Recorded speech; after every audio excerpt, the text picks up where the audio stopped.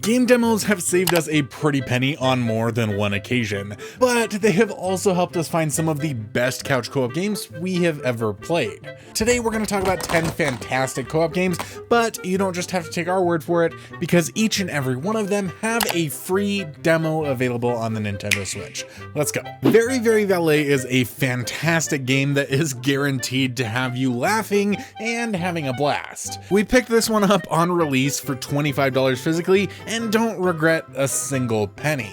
The game immediately caught our attention. It is one of those games similar to Overcooked, where you are frantically running around trying to park cars and return them to your customers as fast as you possibly can. But the thing that really sets this apart from other Overcooked-like games is that there wasn't all of the anger and frustration at one another as we played, just pure laughs and fun. The game features some crazy ragdoll mechanics and silly cars to drive around. Some are fast and some are slow. Fitting with the ragdoll style, you will need to do whatever it takes to return these vehicles. That means launching them with catapults, driving through train yards or airplane runways. The cars will inevitably lose bits and pieces along the way, but the customers seem to be happy as long as they get it back in time. You do all of this while playing as Muppet-esque valet attendants who literally drop from the sky in parachutes like it's Mission Impossible. Shift Happens is a game we actually picked up because of the free demo. This is an adorably cute 2D puzzle platformer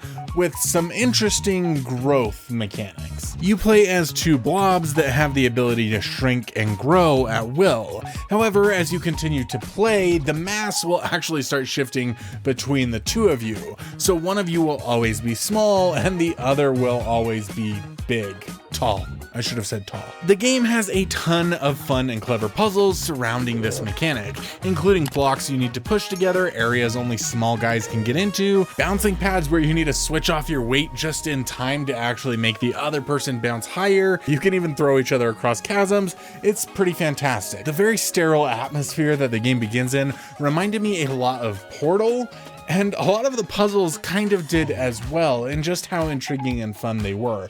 Now, we did get a little bit frustrated with this one sometimes when we tried to get all 3 stars, but if you forgo that, it's a really fun puzzle platformer to try out. This oldie goldie is an absolute blast. The art is super colorful, and there is some very wild things in here. Castle Crashers has you playing as a group of knights doing their very best to rescue the kidnapped princess. Think the classic Mario story, but you have a sword, a bow, and get to wield crazy magics in this beat 'em up adventure. It is super fun to level your characters up and get to distribute all of your stats in whatever order you like. The game is filled with wild weapons scattered around for you to find, from your standard axe to lollipops and a chicken stick. Each weapon has a required level to wield it and their own modifiers to your stats. There are tons of lowly thugs to fight in classic beat 'em up fashion, but also some fantastic bosses to take on as well. When it comes to crazy odd things, that's here too, like this one deer that scoots across the level,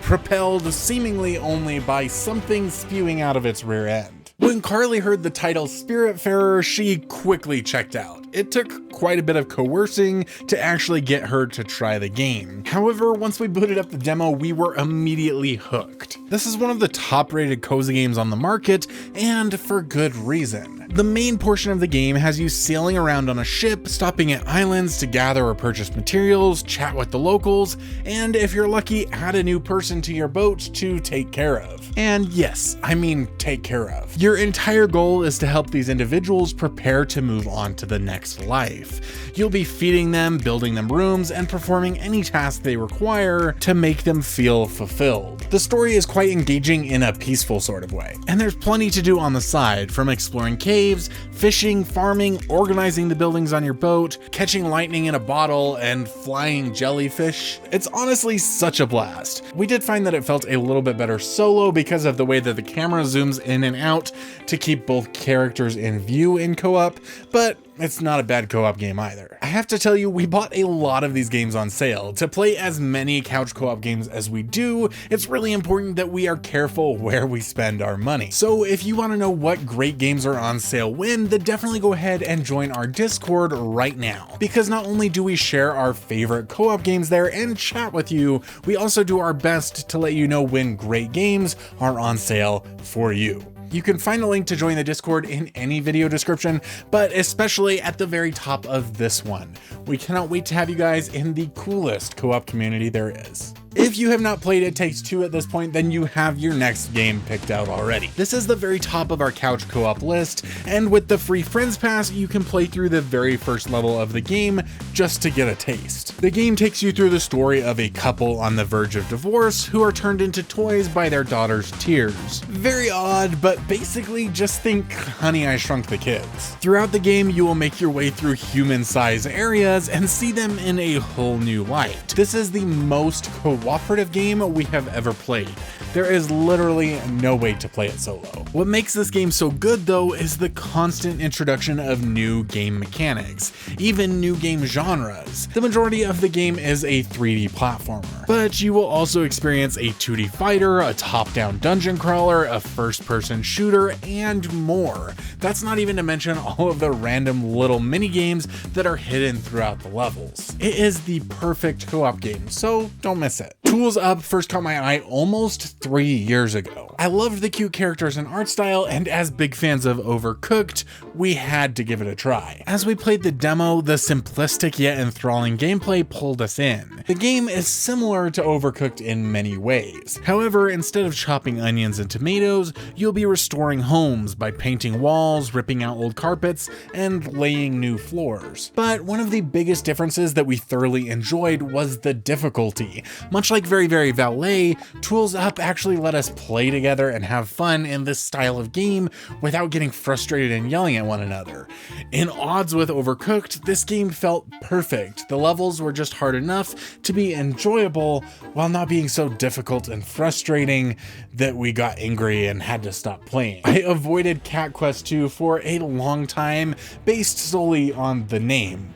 I've never been a huge fan of cat games. But with a recent sale, I decided it was time to forego that and give it a try. And boy, am I glad that we did. This is a very fun action RPG.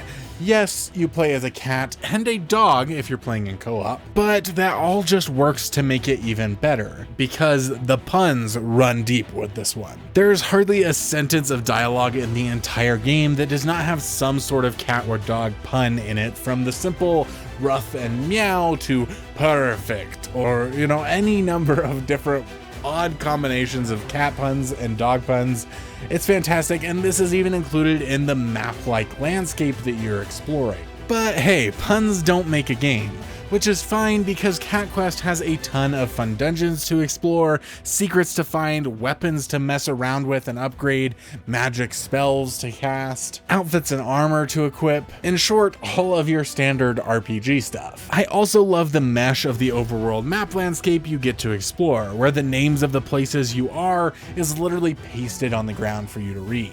It's a great game with some funny dialogue and a decent story, and Cat Quest 3 also has a demo on the Switch right now. Conan Chop Chop is a game that instantly had my heart. We purchased it immediately after playing the demo because I wanted it. It's a 1 to 4 player roguelite with a fun art style that somehow reminded me of Castle Crashers. Now, we honestly have not played too much of this one because Carly found it too hard and disheartening to make it to the bosses and die and then have to go through the whole thing again, but it's a game that I still remember with fondness, and even just as I'm recording this, I want to dive back into it. As a roguelite, there are plenty of things to slowly upgrade and improve as you progress and continually die over and over again. There are different characters to play as, each with their own fighting style and character-specific perks and skills to upgrade. If you're up for a challenge, then this one is definitely worth a look. Raymond Legends was one of the few games Carly owned when we got married, and it is a fantastic time. At least, I think so. You see, this is a fast-paced 1 to 4 player 2D platformer with absolutely amazing reviews, and Carly loves it. The only issue with that is that it is incredibly hard to play a 2D platformer with her when she knows every single level, and I learned that the hard way trying to play New Super Mario Bros. Wii with her for the first time, and was completely left behind as she had memorized the entire game. That and the fact that she's way better at 2D platformers than me.